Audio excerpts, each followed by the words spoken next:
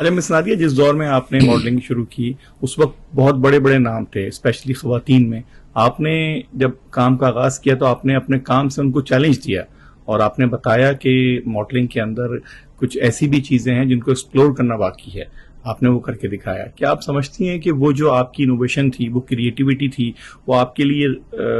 ایک جیلسی کا باعث بھی بنی دوسروں کے لیے، یا آپ کو سپورٹ آئی لوگوں کی طرف سے اس موقع پہ؟ ایکچولی بہت زیادہ سپورٹ ملی، کیونکہ اس زمانے میں جب میں نے شروع کیا تھا there were a lot of models جو کہ ایکچولی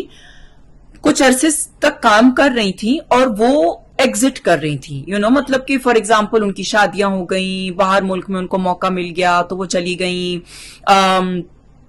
کسی کو جو ہے وہ فار ایگزامپل اگر انٹرسٹ نہیں رہا اس فیلڈ میں for whatever reason personal reasons یا whatever, there were lot of models actually that were leaving. Sonia Mehnaz was going, B B was leaving, Alia Latif and like Alia Zaidi, اس کے بعد زویلا، بہت ساری لڑکیاں جو ہیں وہ بالکل غائب ہو گئی. تو اور وہ ایگزٹ ہی کر رہی تھی. تو there was a lot of potential for new models to come.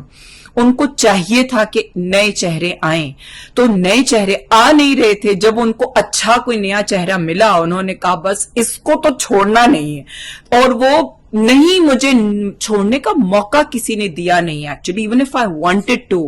I was never given that chance, کیونکہ وہ اتنا زیادہ ایکسپٹینس تھی اور اتنی زیادہ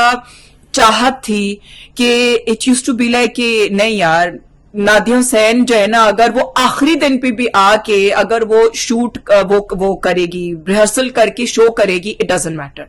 لیکن نادیہ حسین کو جو ہے نا وہ موقع دیا جائے گا، باقی کسی کو نہیں دیا جائے گا، بیکاز دے وانٹڈ کہ نہیں نادیہ حسین ہو شو کے اندر. تو اگر میں فار ایگزامپل اگر شو لاہور میں ہے اور ایک دن پہلے ریہرسلز ہوتی تھی،